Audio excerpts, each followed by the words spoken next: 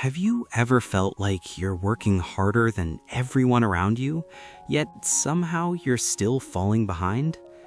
Maybe you're the first one in the office and the last one to leave, but your results don't match your effort. Maybe you work 12-hour days while someone else works 6 hours and still gets promoted ahead of you. Or maybe you're exhausted, burnt out, barely sleeping, while others succeed with what looks like half your struggle. If you've ever wondered why hard work isn't enough, if you're tired of being tired with nothing to show for it, listen closely. Because the problem isn't that you're not chasing success hard enough. The real mistake is this: running behind success instead of following excellence. And here's the truth most people learn too late. Don't run behind success. Follow excellence, and success will come to you automatically. This story will change how you work forever. Because once there was a farmer who almost destroyed his life by working too hard, until one encounter taught him the difference between effort and strategy. Stay with me until the end. In a wide farming valley, where the land stretched all the way to the horizon, there lived a farmer named Thomas. Thomas was 32 years old, young enough to believe he could outwork any problem, old enough to feel the pressure of responsibility every single day. He owned a modest 10-acre farm, land passed down from his father and, before that, his grandfather. The soil wasn't rich, the land wasn't forgiving, but it was his, and Thomas believed in one thing above everything else: hard work. His father drilled it into him growing up. "Son," he used to say, "the land respects sweat. If you give it everything you've got, it'll take care of you." Those words became Thomas's truth, his rule, almost his religion. So he worked. Every morning, Thomas woke up at 4 a.m. Not because he loved discipline, but because his mind wouldn't shut off. There was always something unfinished, something that could go wrong, something that needed more effort. He stepped into the cold darkness, boots crunching against dry soil, walking toward fields that never felt done. Thomas refused to buy modern equipment. "My grandfather planted by hand," he'd say, "so will I." So he planted every seed manually, carried water in buckets, pulled weeds with bare, bleeding fingers. From sunrise to sunset, he worked. By noon, his clothes were soaked in sweat. By evening, his back screamed. By night, his hands shook just trying to eat. But to Thomas, exhaustion felt good. It felt like proof. At home was his wife, Sarah. She loved Thomas, but she barely recognized him anymore. She watched the joy drain from his face, the patience disappear, the silence replace conversation. At dinner, she'd say, "Thomas, you barely ate." He'd shrug, "Food can wait." She'd say, "You're always tired." He'd smile weakly, "That just means I'm doing something right." One night, after watching him struggle just to sit down, Sarah spoke quietly, "There has to be a better way." Thomas didn't even look up. "Success requires sacrifice," he said. "Hard work never fails." But Sarah felt something cold settle in her chest, because she could see what Thomas refused to see. This wasn't dedication anymore. It was destruction. The neighboring farmers talked about Thomas all the time. "That guy works like 3 men," they'd say. And it was true. No one worked longer hours. But the results told a different story. Every harvest was average. Not terrible, not impressive, just enough to survive. Debt stayed close. Savings disappeared. The future felt fragile. Late at night, Thomas asked himself the same question over and over. How can I work this hard and still struggle? That question followed him everywhere. Right next to Thomas lived another farmer named Richard. Same age, same size farm, same weather, same challenges, but a completely different life. Richard worked from 8 a.m. to 2 p.m., 6 hours a day. He used irrigation systems, hired help during harvest, spent evenings with his family, and somehow Richard's farm produced twice as much. That fact ate at Thomas. How does he work less and gain more?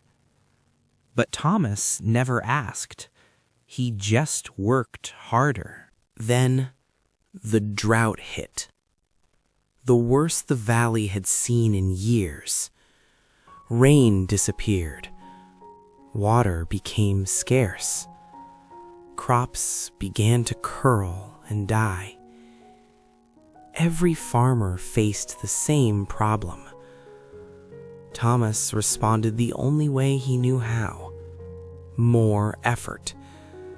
He woke up at 3 a.m., carried water from a distant well, made dozens of trips every single day. His body screamed for rest. He ignored it. "Hard work never fails," he whispered, like a prayer.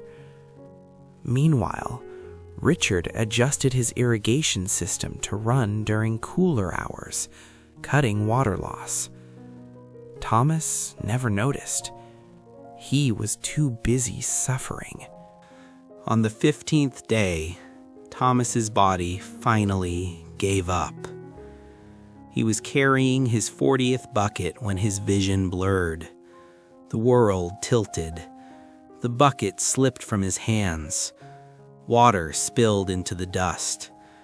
Thomas dropped to his knees, gasping, heart racing, arms numb, legs useless. Sarah found him collapsed between rows of dying crops. He couldn't stand. At the clinic, the doctor didn't sugarcoat it. "You're dehydrated, sleep-deprived, completely burnt out."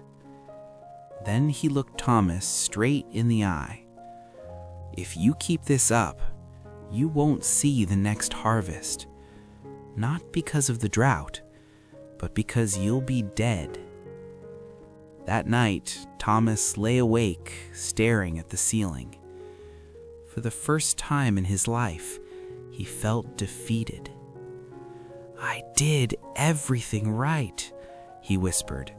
"I worked harder than anyone. Why am I failing?" Sarah held his hand. "Maybe," she said softly, "hard work isn't the whole answer." That sentence shook him. 3 days later, when Thomas could walk again, he did something he hadn't done in years. He swallowed his pride and knocked on Richard's door. Richard welcomed him in. They sat on the porch, looking out over green, healthy fields. "I don't understand," Thomas said quietly. "I give everything, and I'm still behind." Richard listened. Then he stood up. "Come with me." Inside the shed, Richard picked up 2 axes. One was old and dull, the other sharp and polished. "Imagine 2 woodcutters," Richard said. "One swings all day without stopping. The other rests and sharpens his axe." He handed Thomas the dull axe. "Try." Thomas swung. The blade barely cut. Richard picked up the sharp axe and split the log in 4 swings. "You work harder than anyone," Richard said, "but your axe has been dull for years." Richard showed Thomas his systems. Drip irrigation instead of buckets. Focus instead of spreading thin. Rest as part of the plan. "You're not failing because you're lazy," Richard said. "You're failing because effort without strategy is just suffering." Those words hit harder than the doctor's warning. Thomas went home different. For the first time, he sat down with a notebook instead of rushing outside. He planned, he researched, he invested in systems. Within weeks, water delivery dropped from hours to minutes. He reduced crops, improved soil, asked for help, and something unexpected happened. He had energy again. Thomas ate dinner with Sarah. He laughed. He slept. He lived. Neighbors noticed. "You're working less," they said. Thomas smiled. "I'm working smarter." 6 months later, the harvest came. Thomas's yield increased by 40%. Not because he worked harder, but because he worked intentionally. Richard visited and nodded. "You sharpened your axe." Thomas nodded back. Years later, young farmers asked Thomas for advice. They expected him to say, "Work harder." He never did. He said, "Hard work matters, but strategy decides who survives." Because suffering is not proof. Awareness is. My friend, Thomas's story isn't just about farming. It's about every person who believes that suffering equals success. That if you're not exhausted, you're not trying hard enough. Here's the truth our culture doesn't say out loud. Hard work is necessary, but it's not sufficient. The most successful people in the world don't work the most hours. They work the smartest hours. So remember 3 things. First, before you work harder, ask if there's a system that could work smarter. Don't carry water in buckets if you can build a pipeline. Don't do manually what technology can automate. Don't brute force what strategy can solve. Second, focus beats hustle. Stop trying to do everything. Choose 2 or 3 things that create the most value and become excellent at those. Mastery in a few areas beats mediocrity in many. Third, rest is not the opposite of productivity. It's part of it. A tired mind makes expensive mistakes. A rested mind sees opportunities. You cannot think strategically when you're running on fumes. So here's your challenge. Look at your work this week. Find the one task you spend the most time on. Ask yourself, is there a smarter way to do this? A system I could build? A tool I could use? A person I could delegate to? Then take one afternoon, just one, and use it to implement a smarter system instead of simply working harder. Because here's what Thomas learned, and what you need to know. You are not a machine designed to run until it breaks. You are a human with a powerful mind, capable of creating leverage. Stop swinging the dull axe. It's time to sharpen it. If this story hit home, if you've been grinding yourself into exhaustion, give this video a like and share it with someone who needs permission to work smarter, not just harder. Drop a comment. What's one task you're going to optimize this week? Let's share strategies and learn from each other. I'll be back next week with another story to change how you think about success. Until then, remember, strategy beats exhaustion every single time. Your best work happens when your mind is sharp, not when your body is broken.